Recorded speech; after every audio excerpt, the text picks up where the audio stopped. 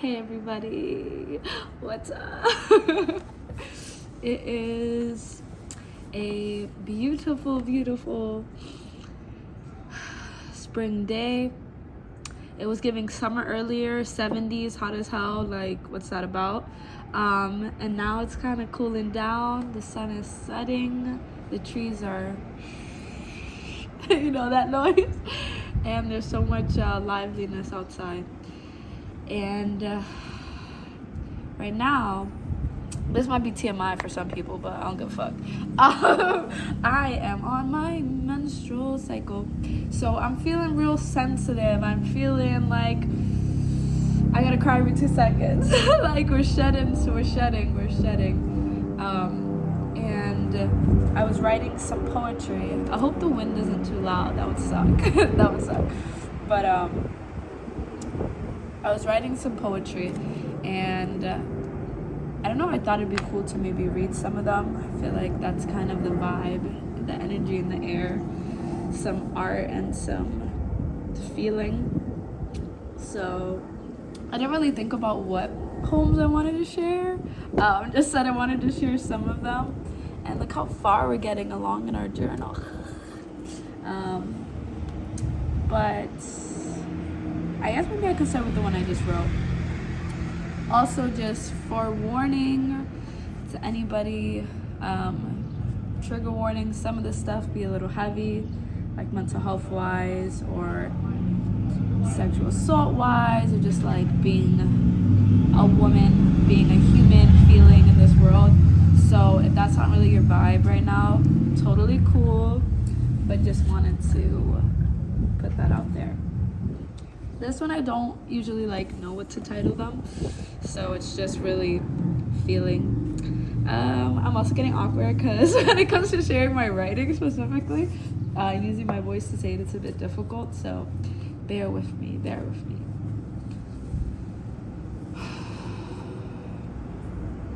So this one, the entry is titled, It's Already May. Because goddamn is it, you're not flying, but whatever. Maybe it's because we're getting older, guys. I don't know. But free flowing, another day begins and ends, and the sadness wins. Some days I'm as light as the pollen, gliding on spring's breeze. Others I'm fighting to touch the surface with rocks tied to me. My relief never lasts for too long. From one moment into the next, my lungs fail me. As the wind is knocked out of me, I have not a clue how I'm managing, yet my soul continuously proves to be elastic.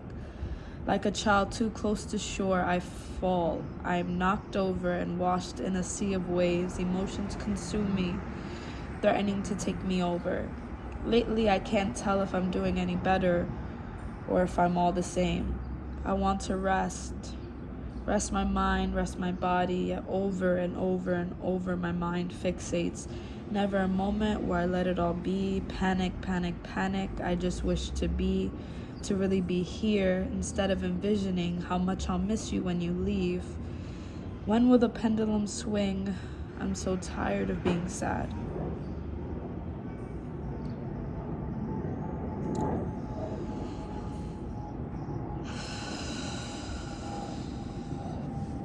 Deep breaths, y'all. Deep breaths. There's that one. It's also cool. I've been doodling at work and just popping them in my journal. So that's cool. I like that.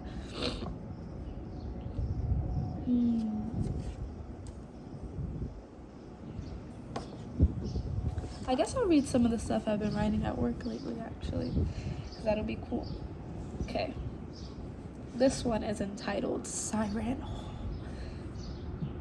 which, just to preface, not to womansplain to y'all or nothing like that, but sirens are basically the evil version of mermaids. Though I recently read that can we even really consider them evil? Because maybe sirens are just doing what all other animals do, which is just following their instincts and using their skill set to get their prey.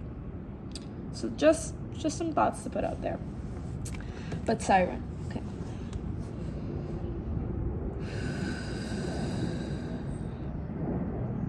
There are periods where the pain of what's been taken consumes me. My my veins full of anguish and rage. I ache for a different nature, a different heart. I long to escape into the ocean's depths, to become one with its enticing, frightening, glorious inhabitants, to merge and rise victorious, where my body is my weapon, my armor, rather than the consistent cause of my pain, to try on predator rather than prey, to lure men with hands only bound for taking, men whose perverted nature oozes out into their soulless eyes, men whose lack of control has ripped and stolen raw chunks of my being to serenade them into their peaceful demise.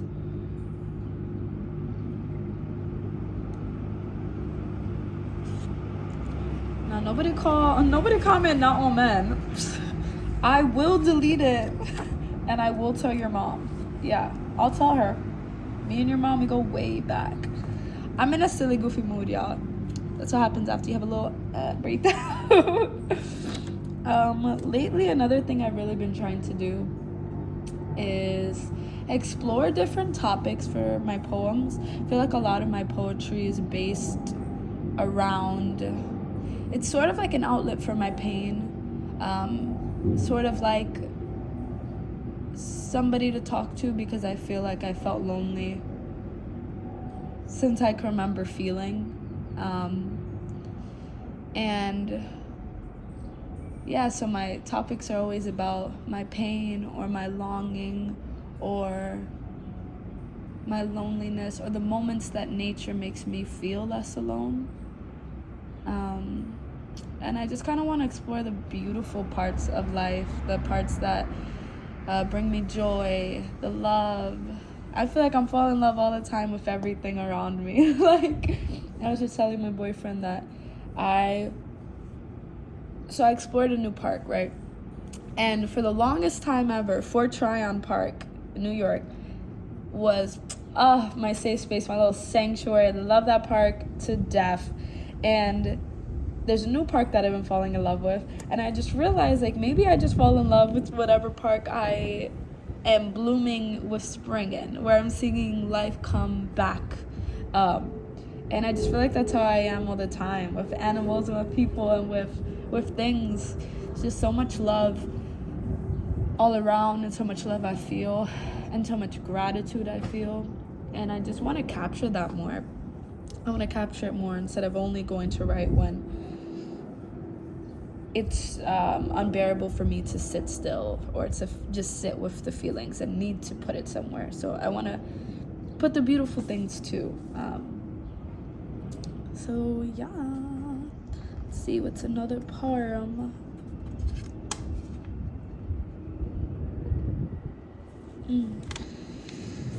So I think I have a series of me exploring that kind of thing where you guys hear the train and the cars in the background, just life all around us. But I have some poems where I'm exploring that. I'm writing about spring, I'm writing about love because I'm so madly in love. And I also have some of my pain, so I'm just gonna read whichever of my post-it notes from work is calling me. So we have one right here. This one doesn't have a title either. I don't know where along the lines shame built a home in me, squatting long enough to claim my body as its own. For as long as I can remember, I felt debris live on my skin, like dust reaccumulating seconds after being wiped away. It is as much me as the hair that grows. I'm sorry flies out in my mouth before I can even ask myself what I'm apologizing for being me, I guess. That's why I've let people destroy and rip me into digestible chunks. I believed that's what I deserved.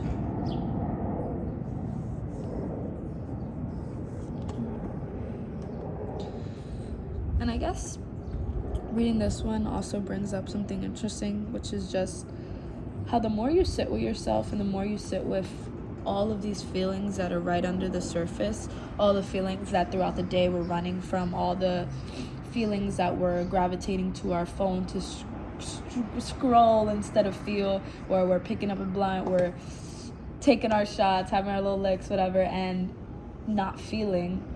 And all the feelings that have built after all these years of existing and feeling and being, and just discovering all these feelings and beliefs that you've had about yourself. Because I wrote this, and there are times I still sit and I won't lie, I feel like there's so much things I've allowed, like a lot of treatment and people in my life that I did not deserve. And it was because I believed that I did deserve to be treated those ways.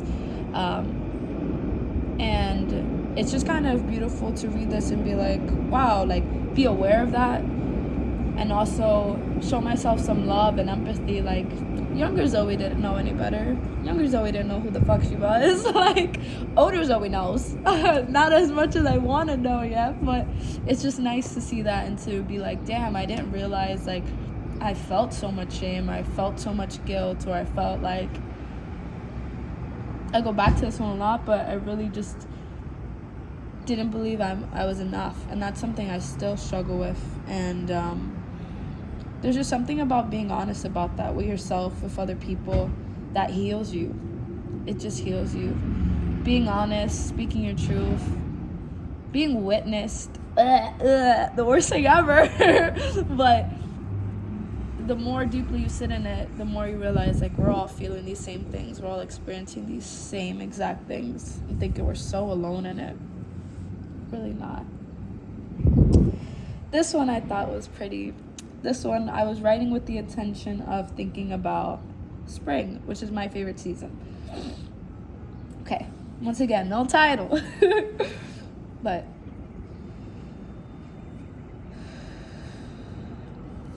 to sit under a tree, soaking the love, the light of the sun into every cell of my being. Like a plant left unwatered for weeks, life is re-sparked in me. A fire once burning out burns bright with aliveness again. To sit, savor, and exist in this season. To remember I'm not a project. To fixate and constantly repair. To enjoy a season of joy, of peace, of being.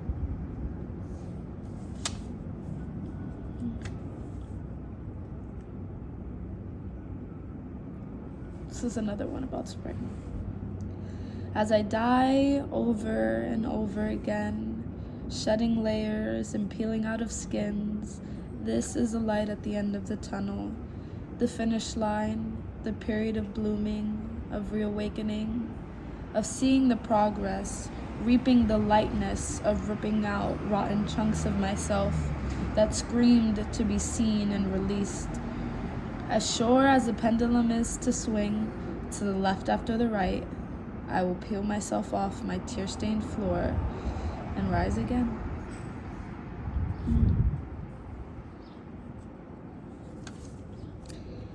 I don't know if anybody who's watching this peeped that on one of the posts on my Instagram where I shared some of my poetry. The first one I put a quote that I had seen, which was talking about how if you're a poet who writes for themselves, you'll see these trends like I was just talking about, and these same words repeated and repeated, and it's because it wouldn't be as honest without using those same words, those words that you find that really explain you, that really explain those feelings, those sensations. So sorry if that bothers anybody, but I can't help it.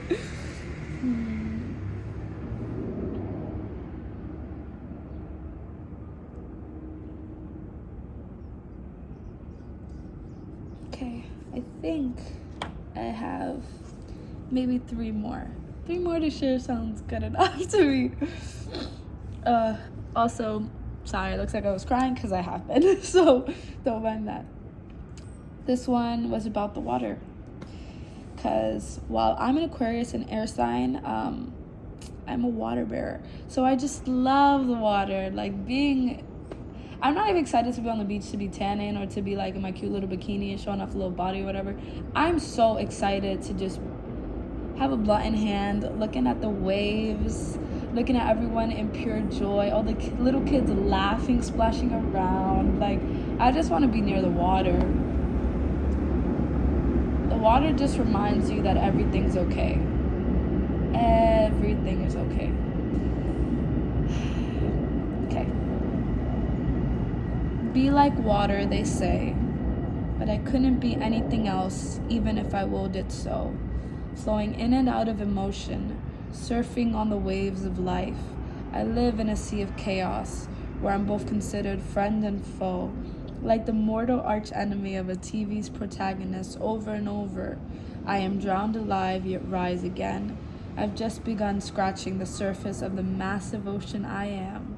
There are depths of passion, pain, love, purpose that remain undiscovered and untainted. I float on top and soak up the sweet kisses and gentle grazing of the sun and wind. I allow the water to hold me, to mourn with me, giving my ever-flowing tears a home to become more, to challenge me, to humble me, to make me me again. Be like water, they say. I wish to be nothing more than the mesmerizing, terrifying, ever-changing river. I fuck with that one. You did that, Zoe.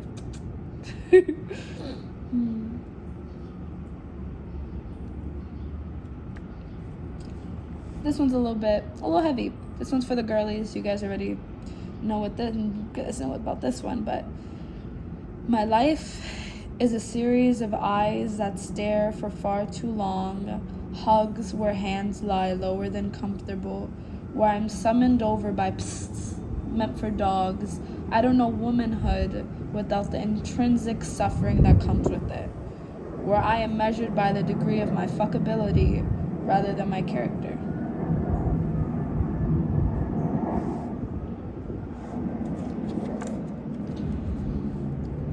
I'm gonna go a little bit further back in the journal.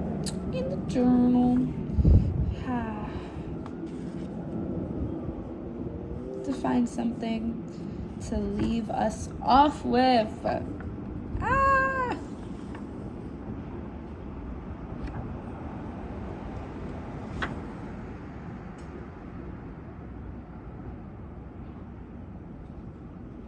This one's beautiful. So I think this is where I'll leave us off. Okay. Inhale. Exhale. My poems often start like my moment to moment, with a deep breath, tapping into expansion, into the infinite abundance that lies, sleeps, lives in the in-between, the eternal space between 1 second and the next, between one's inhalation and exhalation, the ultimate anchor, the one true connector of the body and mind, conscious breath that brings us back to the universal ebb and flow. One can fear the seemingly finite amount of minutes one has left, or one can take a breath and remember that we are forever. One can fear death and the fragility of life, or one can take a breath and remember with death, there is always rebirth. As our great teacher, Mother Nature, consistently reminds us of. It may take longer than ideal or expected, but as sure as the snow is to fall, the flowers will sprout and bloom. So do not fret, wasting our precious moments on meaningless worry. Take a breath. All is well, as it's always been, and will continue to be.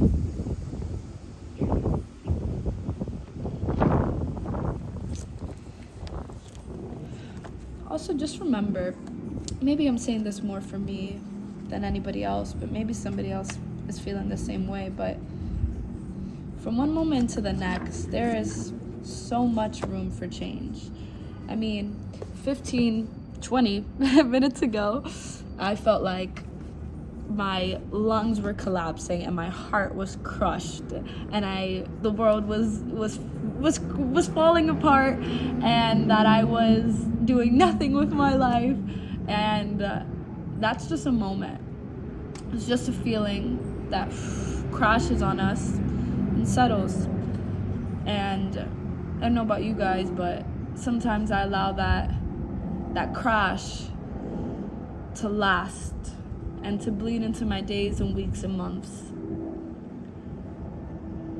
But remembering to take a breath and remembering to listen to you, your spirit, to speak to yourself. Speak to yourself kindly. Speak to ourselves kindly. Remember that everything's okay. And there's always room to change things. I mean, energy never dies. It's transferable. And we can transmute that whenever we feel called to. So, I just want to say thank you to whoever watched this fully or even clicked on it or knows me personally or don't, but is here supporting. I appreciate it infinitely. I appreciate you sharing this moment with me. I'm so grateful. And I love you. I love you. I love you. And I believe in you. I think you're the greatest ever. Whoever's watching this, I genuinely think you're the greatest ever. I think you have redeemable qualities. I think that no matter where you're at in your life and what you've done, you can change that. You're probably a better person than you think you are. Kinder, smarter, more beautiful. And yeah, I love you. I love you. And there's a little net over it, but just so you guys should see the view I was looking at. Stunning. I love you.